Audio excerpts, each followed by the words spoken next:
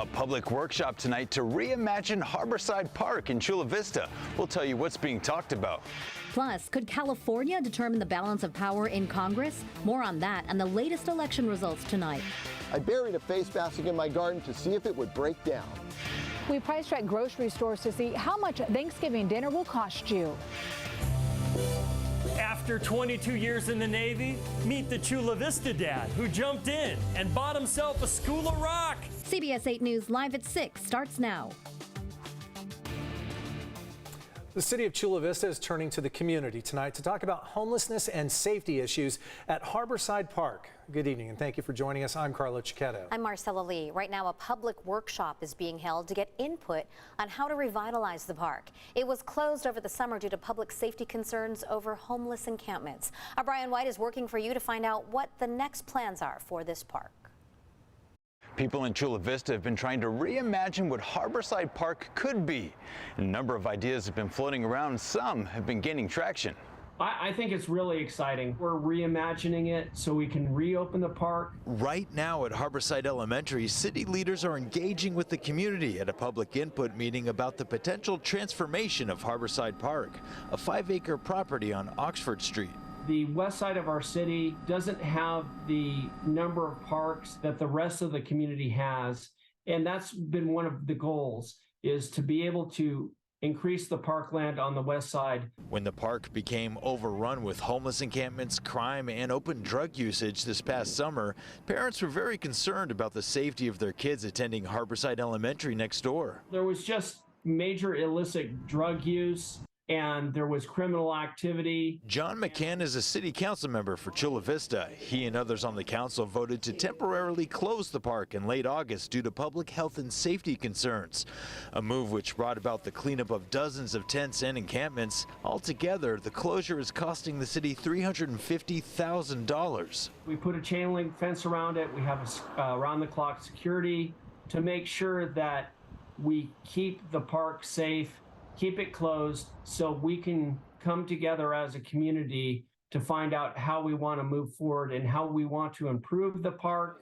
After several public workshops, city staff are now sharing results of a community survey, which was used to gauge people's opinions on what they'd like the city to do with the park. Some ideas include expanded playgrounds, exercise equipment, an area for classrooms, but one idea in particular has gained the most traction on the survey results. They'd like to see a recreation center, but most importantly, everybody wants it to be safe, making sure that families and children can attend and participate without any threat of either violence or even having to experience witnessing illicit activity. And city staff tells me they plan on discussing the issue of Harborside Park at a city council meeting in December. Working for you, I'm Brian White for CBS 8. Thank you, Brian. And don't forget, here at CBS 8, we're working for you. If there is an issue or story you'd like us to look into, please email us at workingforyou@cbs8.com. A man is dead tonight after a shooting this morning in Choice View. Shots were heard around 6 a.m. near 44th Street. San Diego police say it started with an argument between neighbors.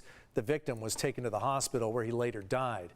For a few hours, officers surrounded a home where they thought the suspect was hiding. A SWAT team finally entered that home and discovered the man wasn't there. They did eventually track him down at another location in the early afternoon and arrested him. A man who shot at police officers at the San Diego Convention Center last year was sentenced to 45 years to life in state prison today. Earlier this year, 31-year-old Daniel Quiroz was convicted of attempted murder and assault with a semi-automatic firearm charge. In March of 2021, officers pulled over Quiroz for a traffic violation. The shootout happened shortly after that near Fifth Avenue and Harbor Drive. No officers were hit, but a bullet did strike a bystander. Fortunately, the injuries were not life-threatening. A teen facing more than a dozen felony charges for allegedly trafficking guns and drugs pleaded not guilty in downtown court today. San Diego police and DEA agents arrested Harrison Stone last week. As CBS 8's David Gottfredson reports, police say they found several silencers and assault weapons at 2 addresses.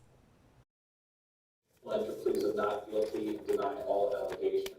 San Diego police officers and DEA agents say they spent more than a month investigating the sale of narcotics and illegal weapons, and it led them to one man, 18-year-old Harrison Stone, who was arrested last week on more than a dozen felonies. Officers served 2 search warrants, one at the teenager's apartment in this high-rise in the 1100 block of 13th Street downtown, and another at this complex in the 5400 block of Lake Murray Boulevard in La Mesa.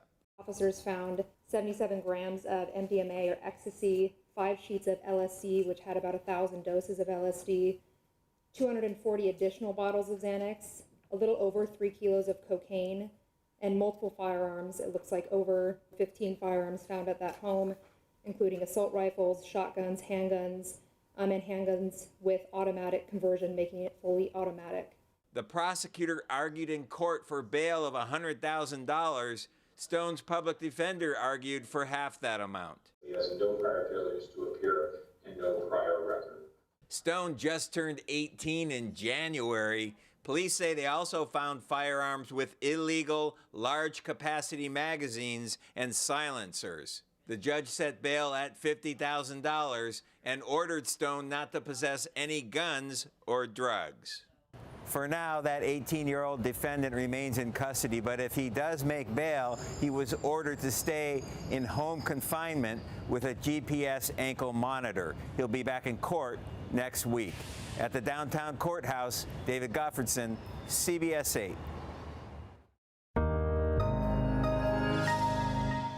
Santa Ana winds are blowing in this week, bringing an increase in fire danger. Chief Meteorologist Carlene Chavis joins us now with the first look at your microclimate forecast and what we can expect here. Carlene? Well, here's the thing. The winds are going to pick up.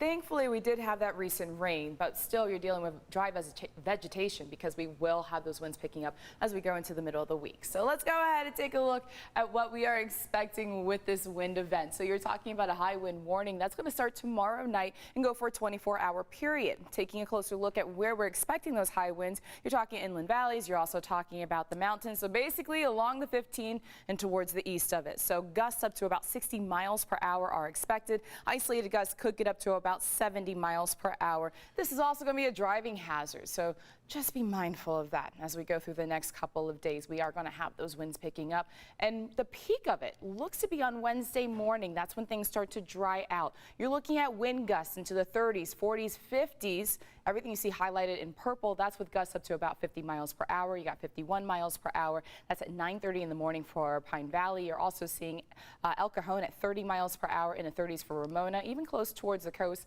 But just keep in mind that the coast is not included in that high wind warning, but still conditions will get gusty at times. You also see a wind gust up to about 63 miles per hour. That's on Wednesday around 5:30. So we're going to keep a close eye on this next Santa Ana wind event and potentially could even see one into the start of the weekend. So all those details are coming up. Marcella?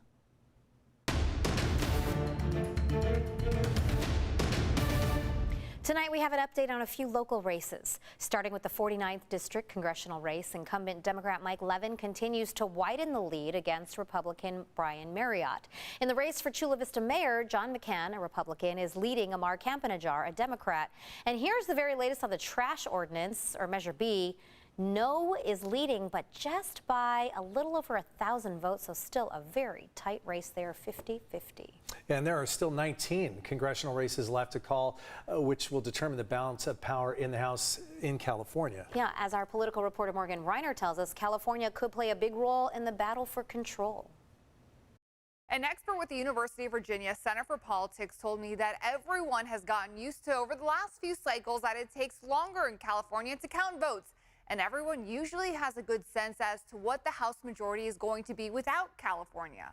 UVA Center for Politics Kyle Kondik said there's an added focus on California this time around. The national count is legitimately so close that the outcome, could ends up hinging on a number of these California races. In California's 13th district with Democrat Adam Gray and Republican John Duarte, Duarte leads by 84 votes. In the 49th district with Levin and Marriott, 5 percentage points between the two. Republicans can get to the House majority without necessarily winning some of these kind of like real toss-up close counts like California 13 and 22. Republicans only need to win 6 more seats to take back control of the House. Democrats need 12. It's very hard to see how Democrats get there because New York was a mess.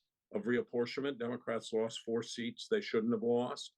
Otherwise, it would basically be a tie right now. Robert Shrum is the director of the Center for Politics at the University of Southern California. If Democrats control the White House and Senate, but Republicans control the House, he said it will mostly be a gridlock for the next 2 years. Biden, I think, will make an effort to find some places where he can get Republican support. And both analysts said Democrats held on to the more powerful House for important confirmations. If there'd be like a Supreme Court vacancy or something, the Democrats will be able to get their preferred person through, whereas, the House doesn't have any role in that. Condit classifies this election as one for the books. I think this is one of the most unusual midterms we've ever had in the United States, because it's just strange for a president who is as unpopular as Joe Biden is to preside over what looks like one of the more successful midterms for a presidential party in recent memory. In many of these races that have yet to be called in California, they've only counted 50 to 70% of the vote. Shrum is firm in his belief that there's a 75% chance Republicans will end up winning what they need to control the House. Thanks, Morgan. Now, the election has also led to viral videos making the rounds online, including one that claims to show election fraud in Philadelphia. Coming up new tonight in our second half hour, how our Verify team was able to debunk the claim and what's really happening here.